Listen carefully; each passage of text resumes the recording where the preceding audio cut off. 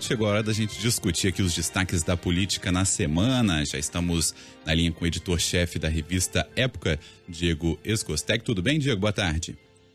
Boa tarde, Fred. Boa tarde aos ouvintes.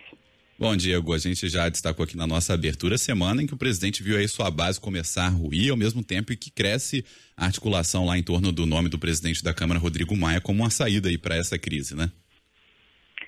Sem dúvida, né?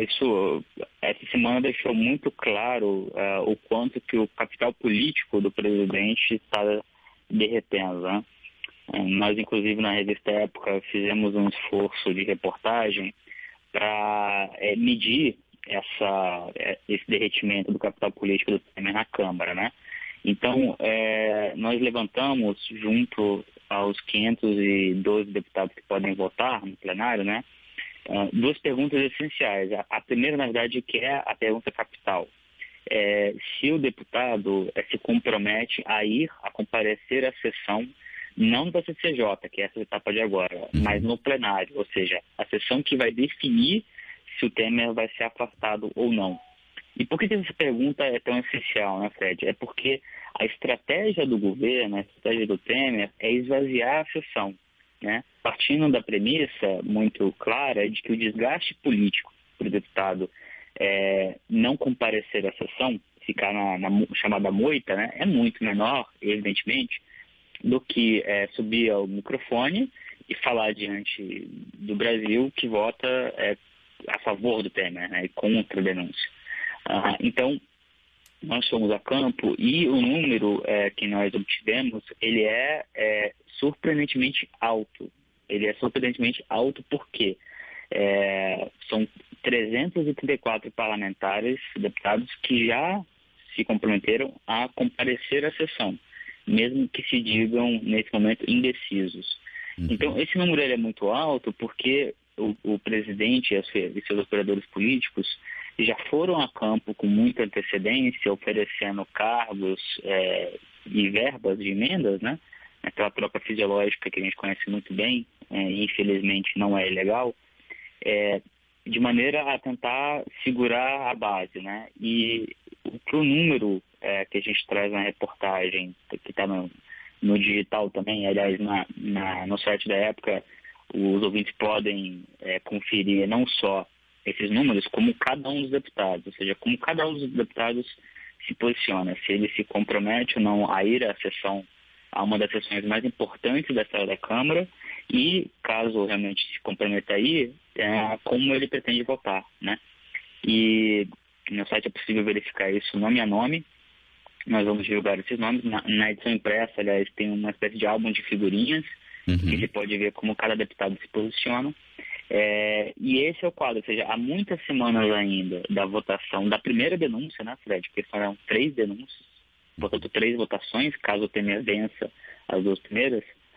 O quadro é extremamente dramático, né? Isso falando apenas dos números, que não dizem tudo. Dizem alguma coisa, mas não dizem tudo. Então, a gente pode começar um pouco sobre os diversos fatos políticos que têm se encadeado ao longo dos dias, né? E especialmente dessa semana passada, que demonstram o derretimento do Temer, o que não significa, evidentemente, que ele já esteja liquidado, né? Ninguém pode cravar isso. E ninguém pode subestimar a perícia dele e da equipe dele de articular votos na Câmara. Mas que a situação é muito, mas é muito difícil para ele. Quanto a isso, não há dúvida, né?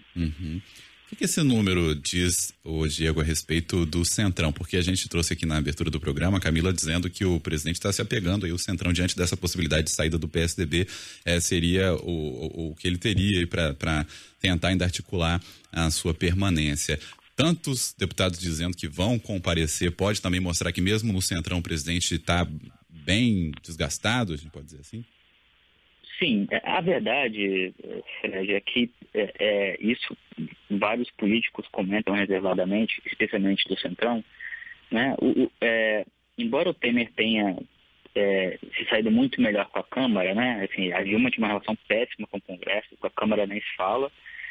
O Temer assume, só que Eliseu Padilha e Moreira Franco, não, ao longo do último ano, não construíram uma relação tão boa assim dentro da Câmara quanto pode parecer. Embora o governo tenha despejado cargos e emendas, houve rusgas e houve disputas. Então, hoje, uma parte expressiva desse chamado Centrão não gosta do Temer, não gosta do Padilha, não gosta do Moreira.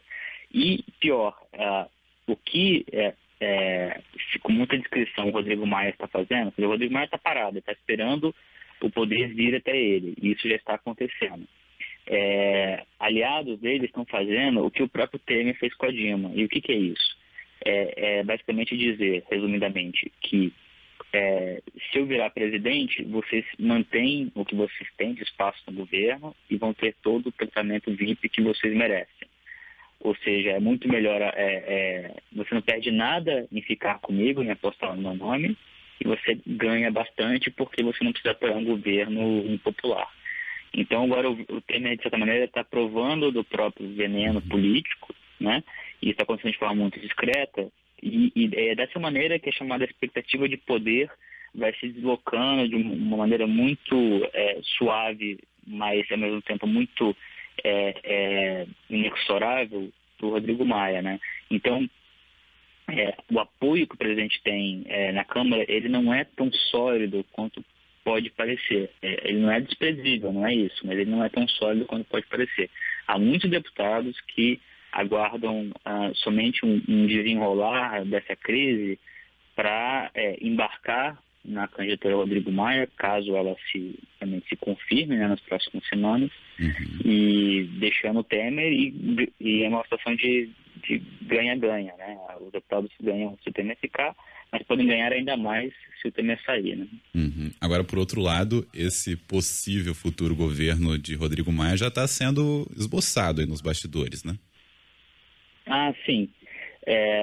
Já está, na verdade, o Rodrigo Maia, ele não está disputando a sucessão, assim, ele não está trabalhando para que o Temer caia. Ele está trabalhando para, quando o Temer cair, ele possa assumir, né? É uma distinção sutil, mas importante. Ou seja, ele não precisa trabalhar para que o presidente seja derrubado, né, por meio da votação na Câmara. Isso já está acontecendo naturalmente e por forças externas, pela PGE e pelas denúncias, pelo próprio desgaste junto ao PSDB e ao partido do Rodrigo Maia, né?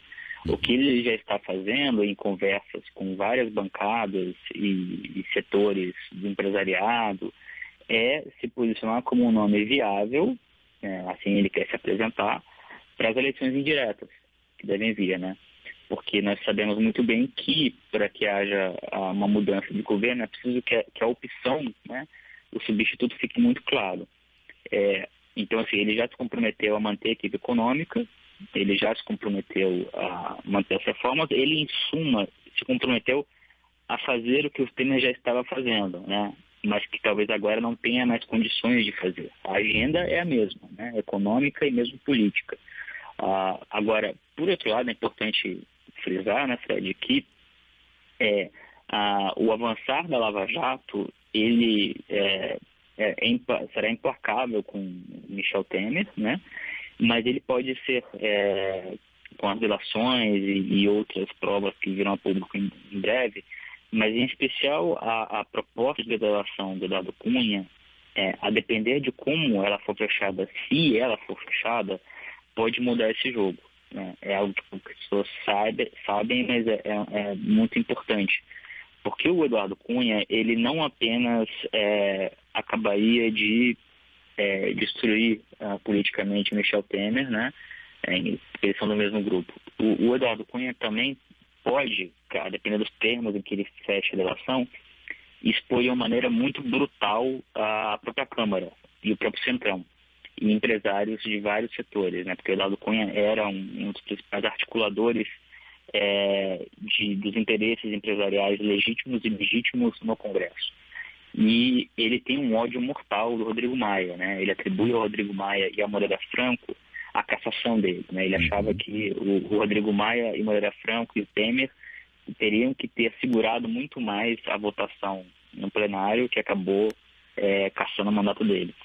Então, ou seja, não é claro e cristalino que o desenrolar dessa crise caminhe para a posse do Rodrigo Maia e para uma Câmara e um Congresso que façam reformas. O desenrolar da crise na sua questão, no seu aspecto judicial e criminal, pode sim deixar o Congresso e a Câmara absolutamente paralisados em meio a uma onda ainda maior de denúncias e de fatos criminais, e embaralhando um pouco essa possível sucessão, né? E ao mesmo tempo paralisando o Congresso, ou deixando o próximo de paralisar diante de mais nomes e mais casos de corrupção aparecendo. Ou seja, o que a gente quer dizer com isso? É que o cenário ele é muito incerto, né? Mas ele tende muito para a instabilidade política provocada pela Lava Jato. Tá certo, Diego. Obrigado aqui pela sua participação com a gente. Boa tarde para você. Obrigado, boa tarde para você e para os ouvintes. Esse foi o Diego Escosteg, editor-chefe da revista Época, que participou aqui do Época em Destaque no Revista CBN.